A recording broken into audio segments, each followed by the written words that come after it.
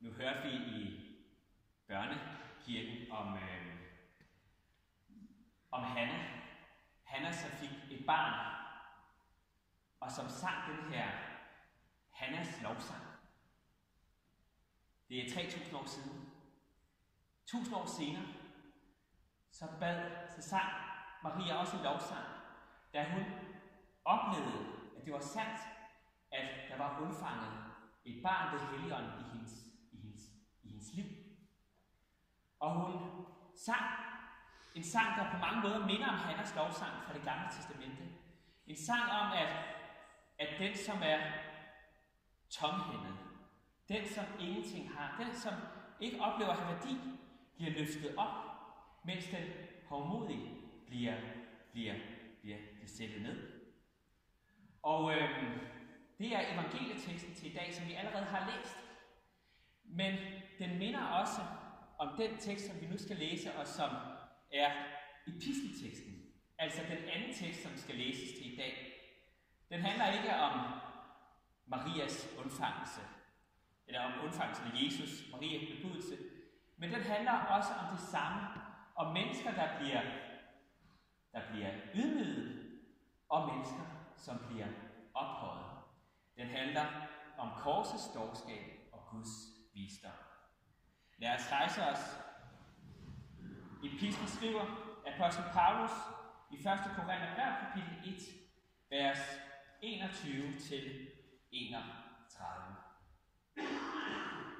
For da Gud i sin visdom ikke ville, at verden skulle kende ham gennem sin egen visdom, besluttede Gud at frelse dem, som tror, ved den dårskab, der prædikes om. For jøder kræver tegn, og grækere søger visdom. Men vi prædiker Kristus som korsfæstet, en forargelse for jøder og en dårskab for hedninger. Men for dem, der er kaldet, jøder som vel som grækere, prædiker vi Kristus som Guds kraft og Guds visdom. For Guds dårskab er visere end mennesker, og Guds svaghed er stærkere end mennesker. For tænk på, brødre, hvordan det var med jer selv, da I blev kaldet. I var ikke mange vise i verdslig forstand, ikke mange mægtige, ikke mange fornemme. Men det, som er dårskab i verden, udvalgte Gud for at gøre de vise til skamme. Og det, som er svagt i verden, udvalgte Gud for at gøre det stærke til skamme. Og det, som verden ser ned på, og som ringeagtes, det, som ingenting er, udvalgte Gud for at gøre det, som er noget, til ingenting. For at ingen skal have noget at være stolt af over for Gud. Men ham skyldes det, at I er i Kristus Jesus, som er blevet visdom for os, for Gud, både retfærdighed og helligelse og forløsning, for at den, som er stolt, skal være stolt af Herren, som der står skrevet. Amen. Værsgo at sidde ned. Lad os bede sammen.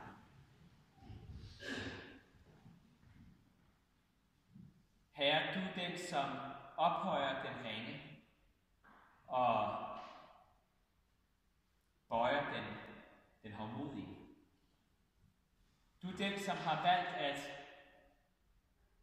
frelse verden gennem korsets dårskab. Herre, nu beder vi dig for os, der er her til stede, at vi med ydmygt hjerte må tage imod det evangelium, som du har givet os, sådan som du har givet os, det som vi kan frelses ved, nemlig korsets dårskab. Åbn du vores hjerte, åbn min mund, så jeg kan forkynde din pris. I Jesu navn. Amen. I skal i jeres tanker nu gå en tur. En dejlig forårsdag. Der er grønt omkring jer, der solen skinner, og blomsterne de spiger frem. I kommer forbi en landsby præstegård, og der er en dejlig have, og blomsterne spiger i den her have. Så ser I en forhøjning, en bakke, en lille bakke, og på bakken der er der et træ, der går op. Og så er der et træ, der går hen et bjælke, der går ned, og så er der et ræb.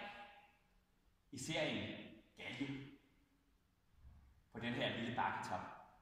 I ser, hvordan rebet hænger der med sådan en lykke. Og jeg tænker, hvad i verden er det for noget?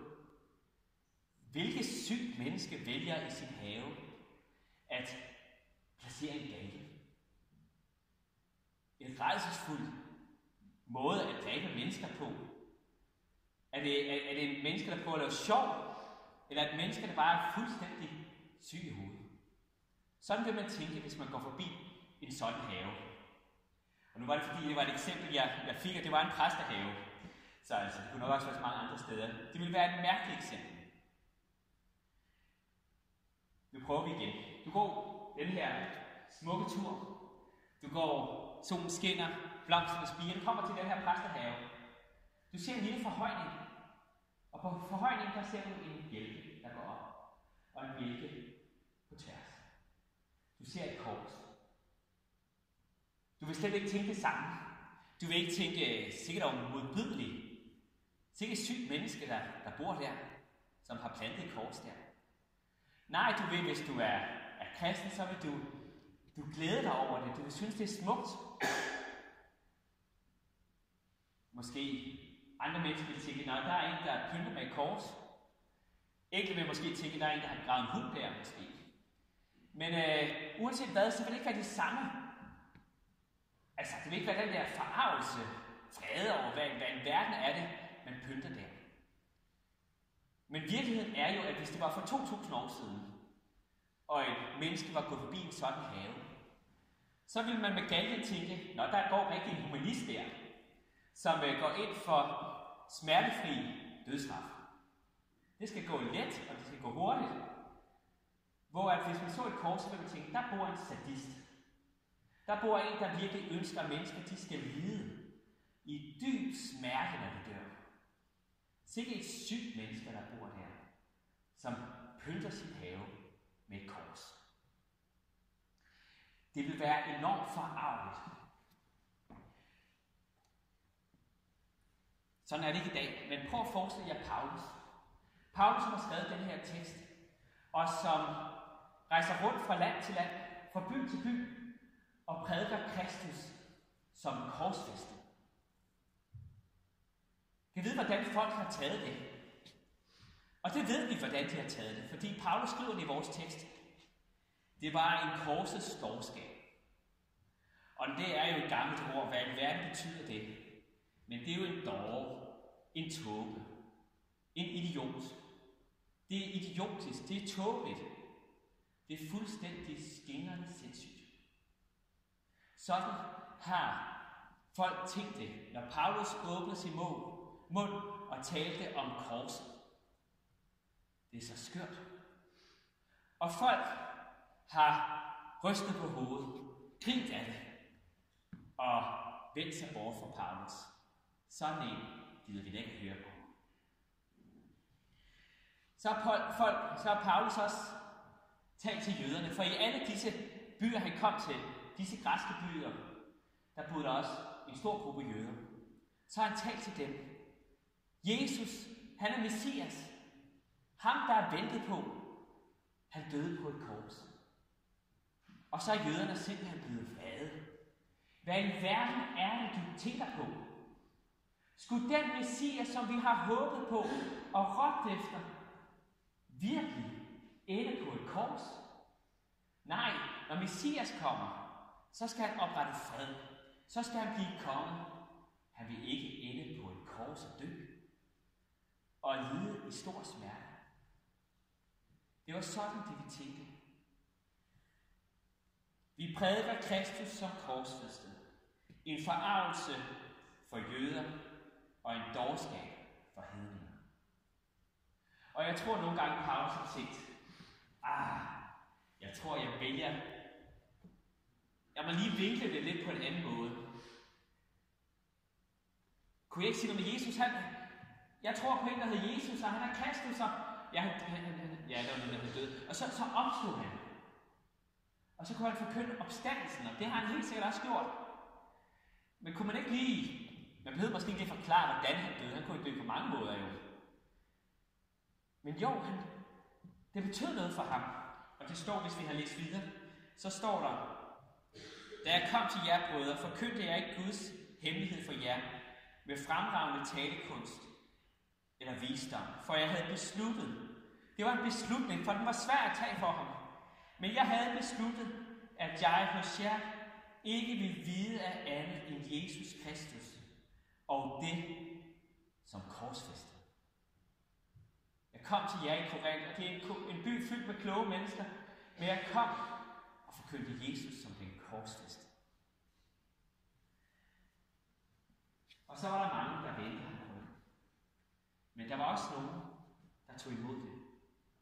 Og han kunne fortælle om Korinther-menigheden. For tænk på, brødre, hvordan det var med jer selv, da I blev kaldet. I var ikke mange vise i verdslig forstand. Ikke mange mægtige. Ikke mange fornemme. Altså på en lidt flink måde prøver han at sige, at I var faktisk ret dumme. Den flok, der samlede sig omkring mig der. Han har set på sådan en ynkelig flok mennesker der, og han har tænkt, han havde en høj uddannelse, selv Paulus, så han har måske tænkt, det var dem, jeg så kunne samle. Og tænkte, kunne jeg ikke også have fået fat i nogle af de der kloge folk? Det var ikke mange vise, det var ikke mange mægtige, det var ikke mange de fornemme, det var slaverne, at de sådan lidt uddannede mennesker, der var der. Og så midt i det, så han må sige, men det er åbenbart sådan, det er. Det er åbenbart sådan, det er med troen, med Jesus. Og så har han kunnet tænke tilbage på Marias lovsang, på Hannas lovsang, og hele Bibelen. I Marias lovsang, der står der blandt andet sådan her.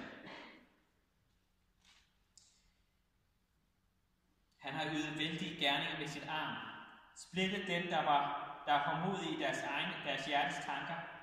Han har styrtet de mægtige for tronen, og han har ophøjet de rige. Sultne har han mættet med gode gaver, og rige har han sendt tomhændet bort. Sådan gør Gud. Det, som ikke ser ud af noget særligt, det gør han til noget særligt. Han løfter op det rene. Og hvorfor i verden gør han det? Hvorfor løfter han op en lille teenagepige i Nazareth, en bondeby langt ude på landet, og gjorde hende til Guds mor, til frelserens mor? Jo, det gjorde han, fordi det er sådan Gud ville det skulle være. For han ønskede ikke, at folk skulle være stolte af sig selv, men han ønskede at frelse mennesker, og han selv skulle have ære. Så det er sådan, som der står i vores tekst. Den, der er stolt, skal være stolt af Herren. Gud ønskede ikke, som der står i vores tekst, for da Gud i sin visdom ikke ville, at verden skulle kende ham gennem sin egen visdom.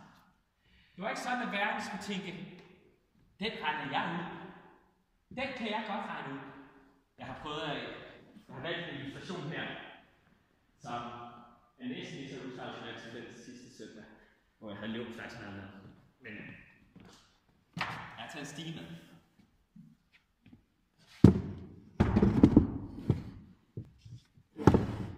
Vi mennesker ved godt, at Gud han er langt væk. Det er oppe i stedet.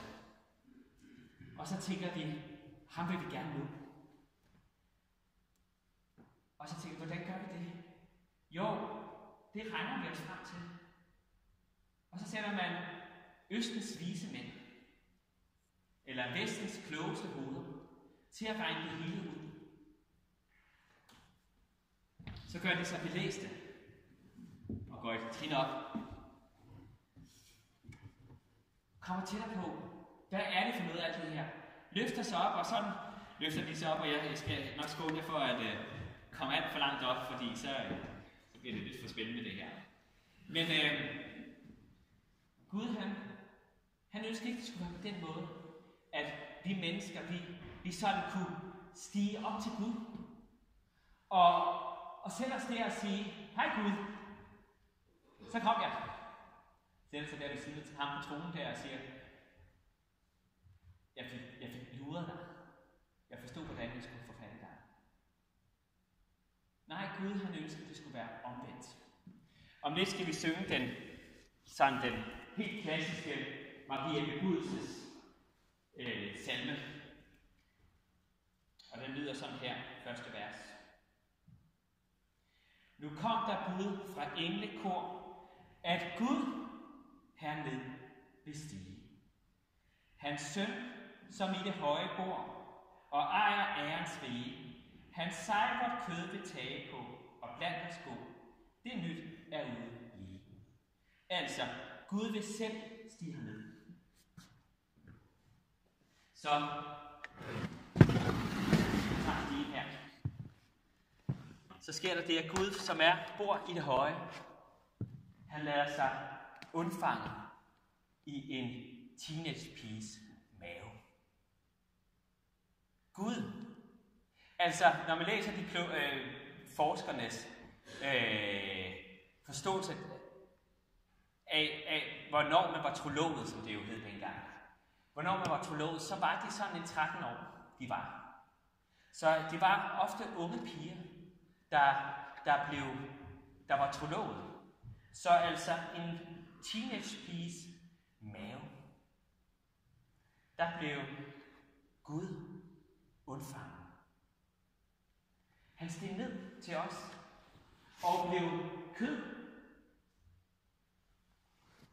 Og så ved vi jo, at han steg ikke bare ned og blev kød i en ung prinsesses mave. Nej, men i en pige, som da de skulle en tur til Bethlehem, ikke kunne finde et lovligt sted at være, og måtte svøbe ham og ligge ham i en krybbe. Så han blev født i en stald. Han gik endnu dybere ned end de fleste mennesker omkring os. Jeg ved ikke, hvor mange af jer, der er blevet født i en stald, men det er nok ikke så mange.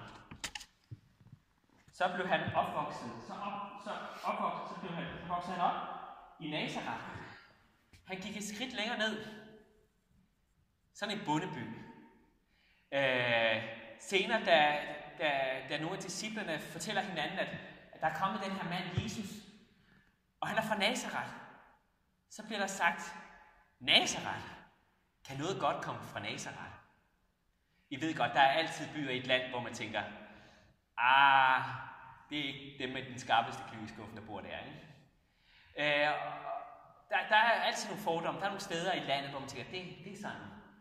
Det var åbenbart Nazareth. Der blev Jesus. Der voksede Jesus op. Og så gik han rundt. Og så kaldte folk ham fråser og dranker, ven med toller og synder. Vi ved masser om, hvordan disciplene så på Jesus. De har skrevet rigtig meget om det. Men de fortæller også, hvordan folk udefra så Jesus. Fråser og dranker, ven med toller og synder. Sig mig, hvem du omgås, så skal jeg sige dig, hvem du er. Og han omgives ikke de vise, ikke de fornemme, ikke de mægtige, men tollerne og synderne spiste og drak sammen. Så ved vi, at han i dag blev fanget. Jeg ved ikke, hvor mange af jer, der kender nogen, der er indsat i fængsler. Jeg kunne forestille mig, at der er rigtig mange af jer, som ikke kender nogen, der er i fængsel. Fordi, det er måske ikke lige vores socialgruppe, eller hvad det nu siger. Jesus, han blev et menneske, der blev taget til fange. Det er der nogle mennesker, der har oplevet det. Han var en af dem, der har oplevet det.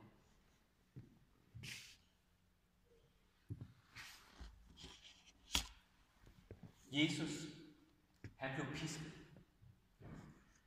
I Moseloven, der var der en forordning om, at hvis man piskede folk, så skulle man huske at stoppe efter 39 slag. Fordi ellers så vil den person miste ringeagt i dine øjne. Der er et eller andet enormt ringeagtende ved at blive pisket. Og jeg læste for ikke så lang tid siden om John Newton, ham som skrev Amazing Grace, og der er et tidspunkt, hvor han er på et skib og bliver pisket. Og man kan fornemme, at han blev pisket foran 300 mennesker. Og man kan mærke, det var ligesom enormt ydmygende. Ikke bare, at det gjorde ondt, men altså, der var noget ydmygende i det. Et skridt længere ned på rangstigen. Og så blev han korsfæstet. Så blev han korsfæstet for vores skyld.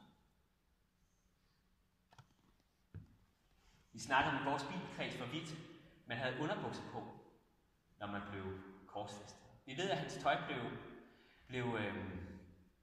de trak lodder om hans tøj. Og nu har det teologi i 6 år. Jeg har ikke læst det der med, at de havde underbukser på. Så vi må forvente, at han var fuldstændig gjort til skamme, som han hang der på korset. Fuldstændig i dyb skam. Og så bliver han jo slået ihjel. Korsfæstet, død og begravet. Han bliver slået ihjel. Det er virkeligheden om ham. Sådan ønskede Gud, det skulle være. Det er Guds visdom. I al evighed, der havde Gud valgt, at det var sådan, det skulle være. Han ønskede, at vi skulle frelses på den her måde. Ved at Jesus tog vores synd på korset. Ved at Jesus blev menneske. Levede et menneskeliv og blev korsfæstet. Det ønskede Gud. For han ønskede på den måde at tage vores synd. Frelse os.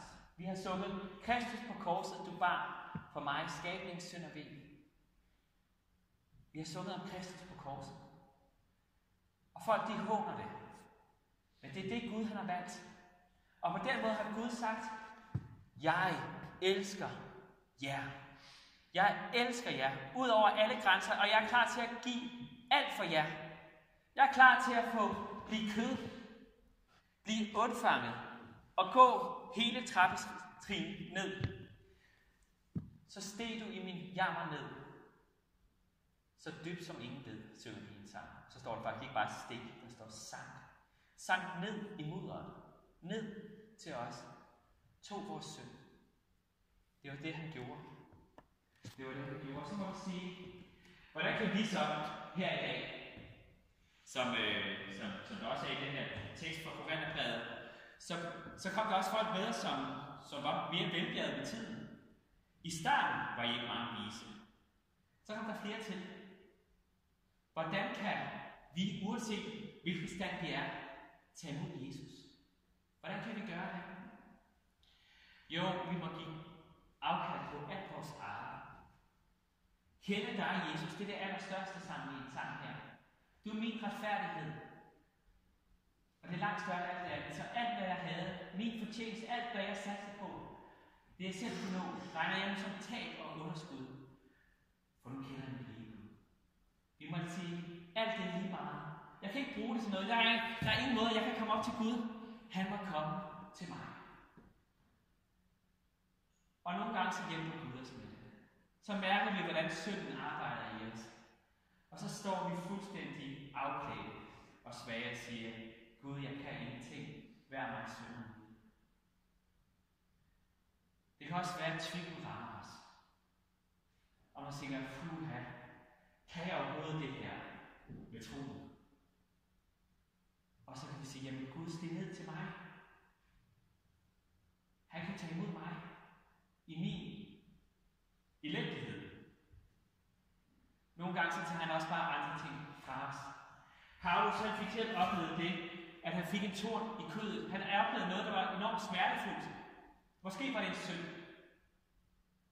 Måske var det nogle andre ting. Måske var det fysiske ting. Vi ved ikke, hvad det var. Men han blev ydmyg. Og han bad Gud om at slippe for det, men det fik han ikke lov til, fordi Gud sagde, min nåde er nok. Og så var han der som den ydmyge menneske. Og så havde han bare Jesus. Og sådan er det også nogle gange for os. Så er vi den rene tjenerinde, den rene Maria, eller hvad vi nu er. Men Gud, han løfter os op. Og siger, du er mit barn, jeg elsker dig. Du er mit barn, jeg elsker dig. Og derfor så må vi gøre. Og vores håb er, at Gud må gøre det under i vores liv. For os, selvom vi jo nok så ydmyge, så var det ikke nok. Paulus siger mere, hvordan forstår man overhovedet Guds visdom? Jo, det kan vi slet ikke. Ingen kan forstå Guds visdom. Man kan grave efter Gud, man kan grave efter alle mulige ting. Vi forstår ikke Guds visdom. Hvordan kan vi overhovedet tro, at vi kan komme ind i Guds tanker? Men der er en, som har Guds tanker. Og det er Helligånden. Og Helligånden kan flytte ind i vores liv. Og når Helligånden kommer, det kan vi bede om, at Helligånden kommer ind i vores liv. Og når Helligånden kommer ind i vores liv, så kan det underske, at vi kan gribe Guds visdom. At vi kan sige ja til korset. Vi kan sige, ja Jesus, du kan frelse mig. Det er et sandhed, vi skal synge om lidt af Kiko. Han slutter af med en bøn, som er lidt interessant. O Herre Jesus, lad dit ånd mig kraftigt overskygge. Ja, Helligånd, kom også ind i mit liv, som du kom ind i Marias liv, så kom også ind i mit liv. Bered mit hjerte ved din ånd, at du deri kan bygge, at også jeg kan åndeligt undfange dig. At Gud og Jesus også må blive født i vores hjerter. At vi kan tage imod Jesus i vores hjerter, som Maria gjorde. Åndeligt kan han også kan bo i vores hjerter. Og aldrig fra dig rød.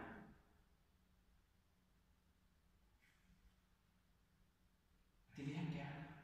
Han vil gerne vise sin visdom for dig. Korset. Du kan bede til ham. Sige, Gud, Helligånd, åbenbar Jesus for mig, som ham, der døde. Og så vil han gøre det. Og så vil du se, at han døde for dine synders skyld, for at du skulle få syndernes forladelse. Det vil han. Undfange Jesus i dig. Lov, tak og evig ære være dig, vor Gud, Fader, Søn og Helligånd. Du som var, er og bliver en sand treenig Gud, højnået fra første begyndelse